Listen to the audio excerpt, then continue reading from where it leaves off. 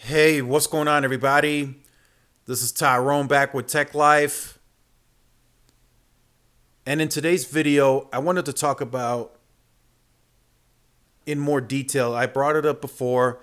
I know you guys have talked about it in the comment section. I wanted to talk about T-Mobile and them potentially increasing pricing starting next year. They are currently under an agreement that they cannot raise prices after merger for the first 3 years, but that ends April 2023.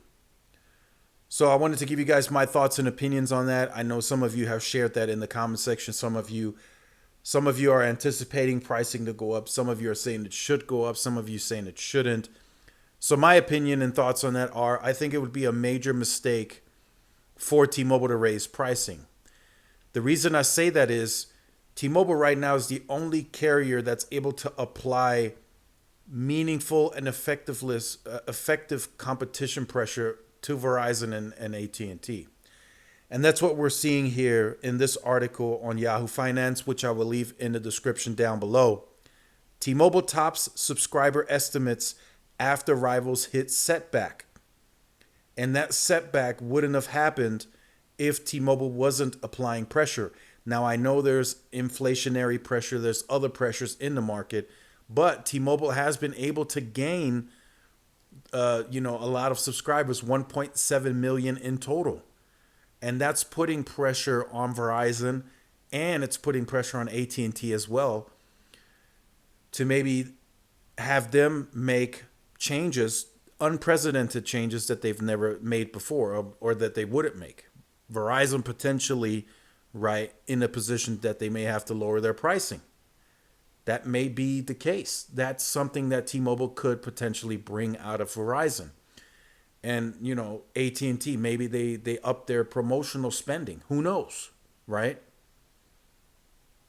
And that's why I like competition. Challenge the competition. Verizon is still the leader. They got 150 plus million retail connections. But they're not challenging anybody on the marketing side. They're not challenging T-Mobile in a competitive spirit. It's still kind of, we're Verizon. This is what we offer. Take it or leave it. That's the vibe that I get from Verizon. We got the premium network. Take our premium plan, and that's what we want you to do. AT&T, in my opinion, they're just too quiet. They're not really too involved.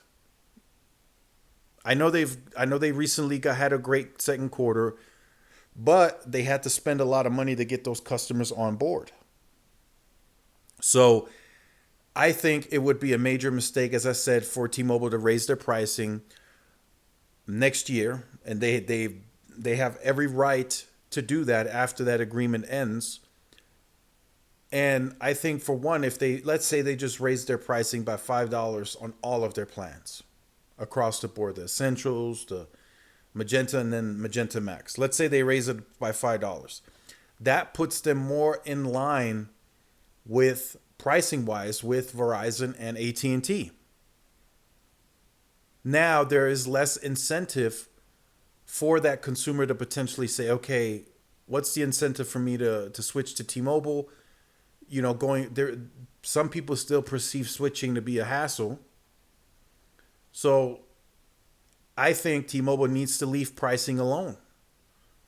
I think the price lock that they implemented is great, and I think even next year they need to leave it alone. I think their executive team and their overall team, right, regional managers, the sales teams, I think they have the capability to effectively upsell into higher plans. And right now, what's being monetized is fixed wireless access. We'll see what happens in the future. And I think they have the capability to really stress that to the consumer as to why they're going into the Magenta Max, and as to what's so good about fixed wireless access. And that's when marketing comes into play. And I think T-Mobile wins in that department against Verizon and AT&T. They just do it better. They're better at marketing. Their commercials are better. You get this for this. And that's what I think that's the strategy that I think T-Mobile should adapt. They shouldn't look to raise ARPU and ARPA by price increases. I think they should do it with step ups into the higher plans. I know Verizon is doing the same thing right now, but Verizon is priced more expensive, and trust me, T-Mobile is pulling from them. So that's what I think. I think it would be a major mistake if T-Mobile raised pricing more in line with Verizon and AT&T, because I think it would simply halt their growth. I don't think they would grow as much. People would be reluctant to say, there is no real big incentive. I'm not gonna go through all the hassle of having to pay activation fees and this fee and that fee for just to save $5. I really truly believe that now people are saving, $40, $60 depending on the situation by going to T-Mobile. Maybe more in some cases.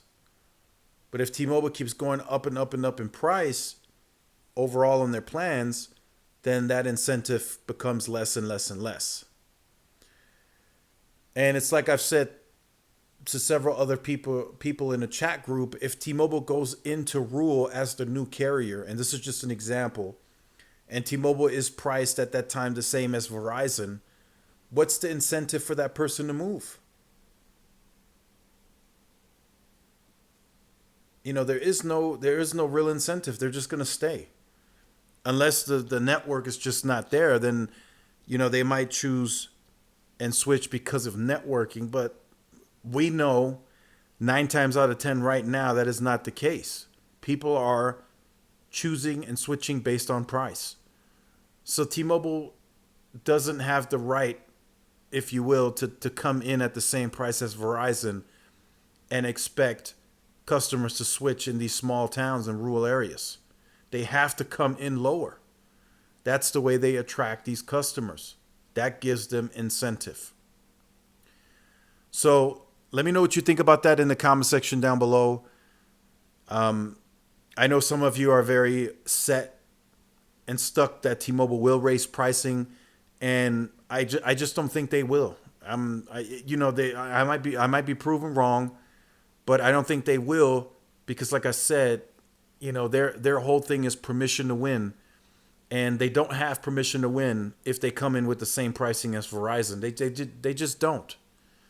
It's just too hard of a sell if they come in priced even just a $5 difference. Let's say the Magenta Max goes from 85 to 90, and the Get More is 95 for single line customers, of course, right? And then once you go to the multi-line discounts, 4 lines, and it's a $5 difference, there is no incentive to switch for the customer. There's just not. So again, let me know what you think about this in the comment section down below. Make sure you guys like, share, subscribe to the channel. Follow my social media outlets for more updates. This is Tyrone with Tech Life. See you in the next one. Peace.